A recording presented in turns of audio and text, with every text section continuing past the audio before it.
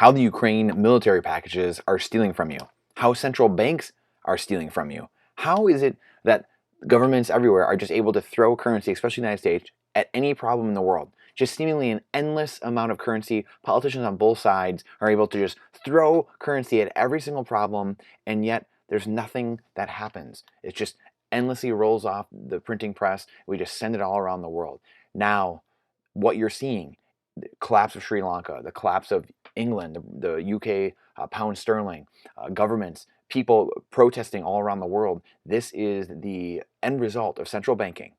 Central banking is the root of all evil. If you do not understand money, if you do not understand central banking, nothing in life will make sense to you.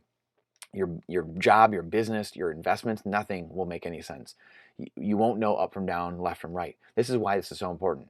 Please read this article. Please see through this entire thing. It's only a couple minutes long, and it gives you the insight as to what is actually going on and the veil being lifted from your eyes. This is how they continually are enslaving all of us, and it's being taught in schools, in indoctrination, in being taught to memorize, just comply, follow orders, and not question what's actually going on. This is why we have so many problems. Do you ever wonder, man, could life be 1,000 times better than it is right now? And life is great in America. Life is great for many people. It's also very bad for many people. Don't you think that we could have a different society if we were actually doing what's needed?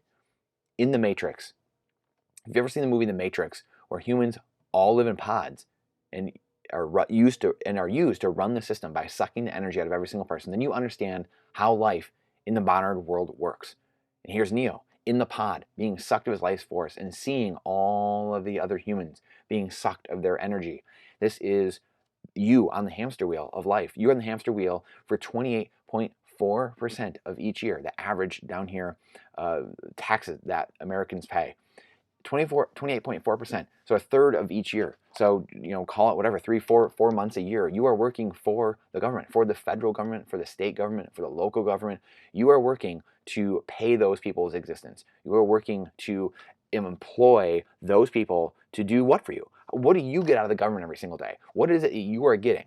You don't think a private company, people that are incentivized to take care of the roads, people that are incentivized to provide goods and services, wouldn't do a better job instead of people who are not incentivized? Government's not incentivized to do anything. They don't have any resources or assets. They don't have money. We give them that value. We go to work every day and provide them value. So we go to work every single day. 30% of that year that we take away from our friends and family and loved ones, our children, missing them growing up, we have to forego that to then go pay for government, to go pay for other people to sit on their behind and not do anything or do anything. And again, people are saying, oh, Brandon, this and that. Yeah, there's about 1% of people that maybe can't work. And guess what? The churches took care of that before because it was only 1% of people. Now we've maybe atrophied and we've told people for so long they don't have to work or do anything that maybe it's 5, 10, 20% of people. But it should be 1% that are truly disabled, that are truly unable to work. Let's talk facts. Let's talk reality. Let's talk actual real situations of what's going on in life. We will never get anywhere. We will never have the society we want. We'll never have the equal playing field we want. We'll never have the justice that we want if we continue down this system. We continue lying to ourselves and lying to each other and trying to blame this and that and he said, she said. I can already hear the people, trying to, come at me now. Just save it. Save it because it's a losing battle. You find yourself on the continual playing field, the hamster wheel of arguing back and forth, red and blue, and not arguing in reality. That's it. Third of your year, you go to work for who knows what. Do you know where that currency went? Do you know where your cash went that's being stolen from you through inflation? Do you know where is it being sent to? Billions upon billions of dollars being sent to Ukraine, just for a current example, the most current example. And yet, who knows where that's going? 0 people know where that money went. 0. Currency, I should say. 0 people know. 0. 0, 0, 0, 0, 0. That's it. 0. 0 people know where that currency went. You're okay with that. You are okay with that. By you not voting those people out, by you just sitting there and taking it, you're saying, I'm okay with that. I'm okay with going to work for 30% of each year for 4 months out of 12 months every single year, being away from my family, my kids, my grandkids, and just giving it away. Just, here you go, do whatever you want with it. Pay yourselves off. Pay your buddies off. Do whatever you want with it. Absolute insanity. If you can't tell, I'm a little pissed off. It's incredible. work 30%, you work a third of the year working for the state to pay for the taxes that the central banks have levied on you through their currency printing and debasement of currency, which causes inflation. That's where inflation comes from, an expansion of the monetary supply. That's all it is. That's inflation. It's not shortages. It's not this and that supply chain. That's not what causes inflation. That just causes prices to go up potentially. Inflation is different. Inflation is a monetary expansion. The interest on the money that they lend is owed by you, and you have to pay taxes to cover it. The credit booms and busts that have widely flown out of control because central banks have used you, unknowingly by you, as a cog in the machine or a hamster on the hamster wheel providing electricity and energy from the system, literally and figuratively. Schools have taught droves of citizens for decades to comply, follow orders, memorize. Zero critical thinking skills have been taught. Answer honestly. Do you think that's a coincidence? Truly, sit back, please, sit back and think about that. Do you think that that's a coincidence? Where do central banks get their money? The central banks have no reserves and no cash in their system. This is the crux of the article right here. However, they offer swap lines, credit lines, cash, IOUs to people. So how is that possible? On top of that, like we just said, Americans have sent almost 24 military packages to Ukraine for tens of billions of dollars. I think we have the Ukraine war right here. It shows you all the military packages the United States has sent. Look at this. You don't think we're in World War III? Look at this. These are all the people that have sent money to Ukraine, all the countries. How come we're not hearing about that anywhere in the news? Because they don't want you to know. They don't want you to know that you're in World War III. Not yet. Not until they're ready. This is all the U.S. packages they've sent. 24 packages, over 24, I believe, in the last 2 years. Not 2022, 2021 it started. Most people don't know that. Trump did a little bit. They had 1 or 2 here. Obama did some. And Biden is just, as soon as he got in office, just your currency flying out the door to Ukraine. Ironically, Donald Trump was the one talking about this very specific thing, that's what he got impeached for, because he was actually looking into this. We're not going to get into that. That's a different story for a different day. But don't you think it's a little ironic? Don't you? No? Critical thinking. Again, not taught in school. Just, can you imagine that if the roles were reversed, what would be happening right now? So this guy was getting looked into, just say Donald Trump is in office, and he's getting looked into about dealings in Ukraine. And then he gets into power, and then he sends tens of billions over to Ukraine. I mean, you can't make this stuff up. You honestly can't make this stuff up. But again, that's neither here nor there. That's not what this article is about. But again, lack of critical thinking. Just complete lack of critical thinking. 24 military packages. Yes, since 2021. Tens of billions of dollars. This leads us to ask the important question of how. How? How are they just able? Don't vote. No one votes for it. We don't vote for it. We don't get a say. They're just sending our future generations' wealth, prosperity away, sending our wealth away, our retirement, everything, just being shipped out the door to go pay off 10% for the big guy, to go pay off friends and family, enemies. Doesn't matter. Just go pay people off. Go pay off deals that were made. Go enrich themselves. Where in the world is this coming from? These are the questions that have to be asked. And where's it going? How come no one's auditing this? How come no one's following up on this? How come 0 people have ever followed up on any of these things? How come we can just spend $840 million on an Obamacare website and yet no one looks into that? I've built many websites. I mean, $1,000, $500, 10,000 maybe, $840 million. How many people got paid off by you? By you unknowingly just letting government do whatever it wants. Where in the world is this coming from? It is coming from you. Is coming from your wealth that you thought you were saving up in a bank account. Well, I got news for you. You're wrong, Jack. The banks are allowed to convert money into existence, but the value of it must come from somewhere. The value of it has to come from somewhere. The value is stolen. This is an important line. The value is stolen from every single existing dollar in the world. This value comes from somewhere. It can't just be printed, just like oil can't be printed off a printing press. Value can't just be printed off a printing press. Dollars can, currency can, because it's nothing. It's not anything. Value, though, work, can't be faked. Your bodybuilder body, your six-pack, can't be faked. We need to steal that from somewhere.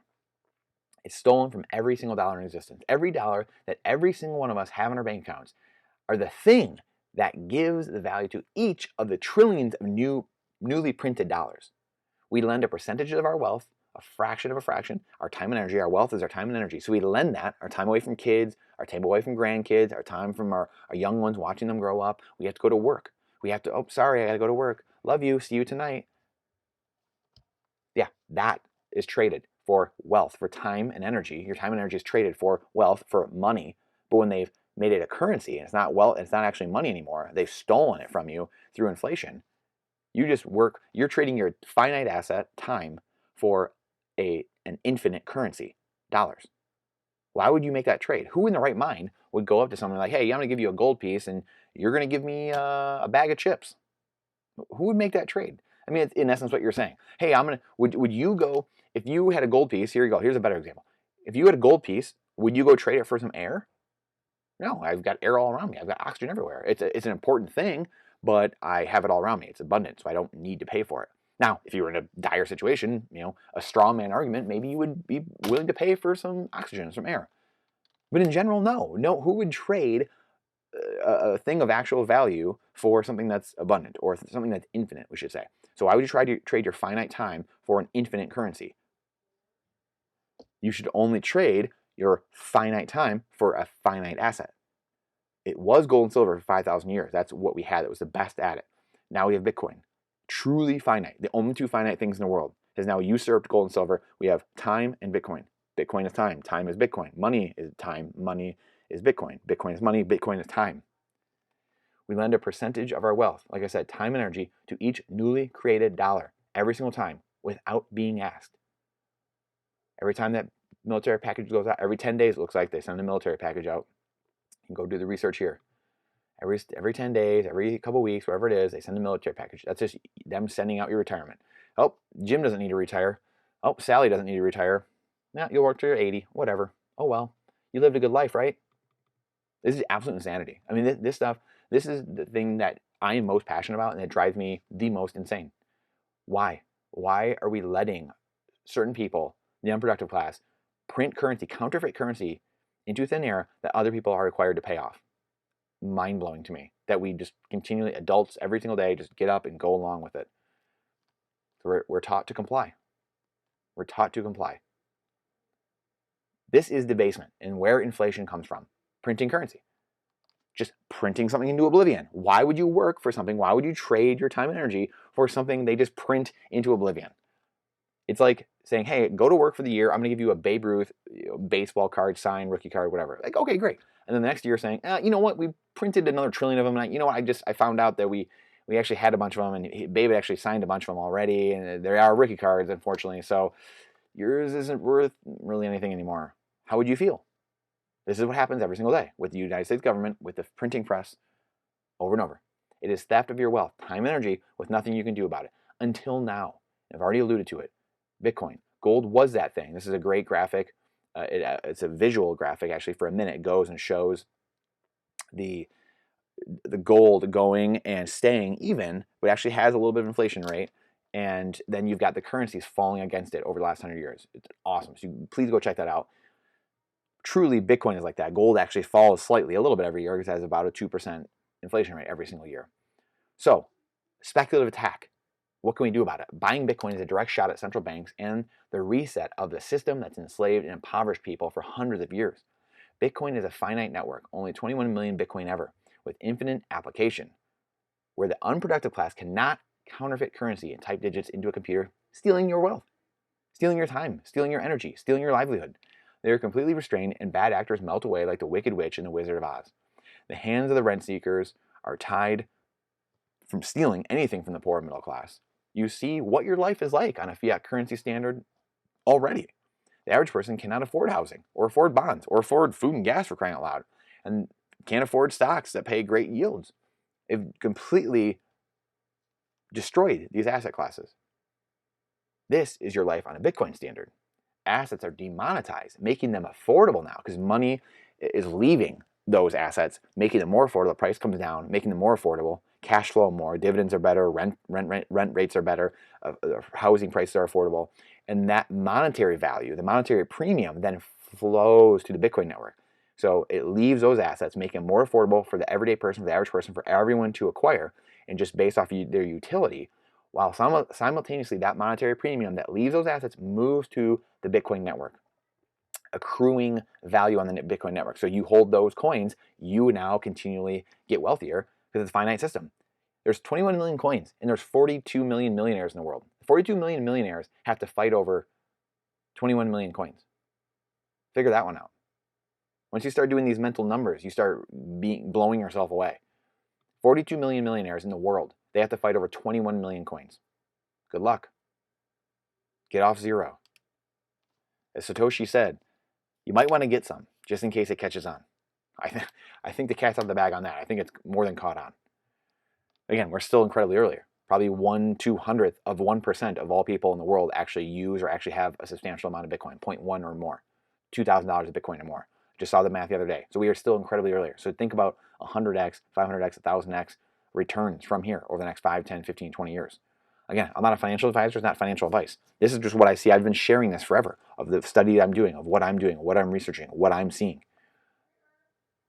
Again, that monetary premium leaves those assets, making it affordable for the everyday person while also accruing to the network, making it more valuable. The current state of affairs. How the country is 31 trillion in debt. The world is exploding, protesting, on fire, inflation is out of control, entitlements are literally bankrupt in the next 10 years, and yet we're supposed to continue with the same system and fix climate change, food shortages, supply chains, etc.? Laughable. Absolutely laughable. Our current reality cannot be fixed from the current system, Jeff Booth says. Bitcoin is a system that gives us deflation and lowers costs and raises the standard of living for every human on Earth while including them in the system and not being prejudiced based off of skin color, gender, credit history, like the legacy financial system currently does. If bankers were smart, they would start taking the currency, the Bitcoin, for themselves. They would take the currency and start using what they're printing and buying Bitcoin like crazy and adding it to their balance sheet. This game theory would kick off an enormous rush to buy the only finite asset on Earth, along with time, and give the first mover the largest benefit. Like El Salvador is going to look out. However, the best part of this is that you can become your own central bank and put yourself on a Bitcoin standard and bring yourself immeasurable freedom and wealth and be out of the system, saving yourself and your family. And again, the coolest part about this, even if you don't own Bitcoin for another 20 years, you will get to benefit from the world being demonetized by Bitcoin and the Bitcoin standard washing over the masses. You yourself will benefit because prices will come down. It'll be a glorious thing. Prices of everything will come down. Standard of living will go up. So you will benefit even if you don't believe it. Even if you fight me to the end or anyone else for 20 more years, you will still get the benefit. That's the beauty of Bitcoin. What a system. We've never had a system ever, where you could not even be part of it and still benefit from it. That is the world that I want to live in. That's why I advocate for this. That's why I've been studying this for 20 years. I've never found anything until 2 years ago, 2.5 years ago, and my mind was blown open like it was 12 years ago when I was studying Robert Kiyosaki and studying sound money and studying how your money can make money for you and studying the principles, and 20 years ago studying John Locke and Adam Smith and positive versus negative rights and human action and all these philosophical writings of how to live your life and what good governance is and what good living of your life is. The fight versus good and evil is here. CBDCs versus Bitcoin, slavery versus freedom. Each family gets to choose. And here's a graphic of CBDCs versus Bitcoin. Someone just said this the other day. They were saying that people think that Bitcoin is evil. And ironically, that's what the CBDCs are. The central bank digital currencies are the surveillance platform of all governments. And that is truly, I believe, the mark of the beast. And Bitcoin is the freedom given to us by God. Yes, given to us. This is right here. Check this Venn diagram is exactly what's going on. The good right here versus the evil of spying on everything you're doing in life and running everything in your life. Yet here is complete freedom and abundance, and it's all our choice. Stay strong. Thank you. I appreciate everything that everyone's been saying, comments. I'm very passionate about this. I honestly don't know what to say. And I appreciate if you like, subscribe, share it with someone you think might benefit from this. This is my passion. It's raising the standard of living for all people, raising the freedom of all people, raising the financial literacy of all people. And that will create a better life for all of us. Streets, cities we can walk through, not be scared, everywhere around the world. That's the goal here. This is not to we're going to get some more money. No, this is to destroy the evil in the world, destroy the central banks, destroy what's bad, and to give us more of what's good, which is freedom, prosperity, life, liberty, pursuit of happiness. I appreciate you. Thank you so much. Please let me know your comments, questions, concerns in here.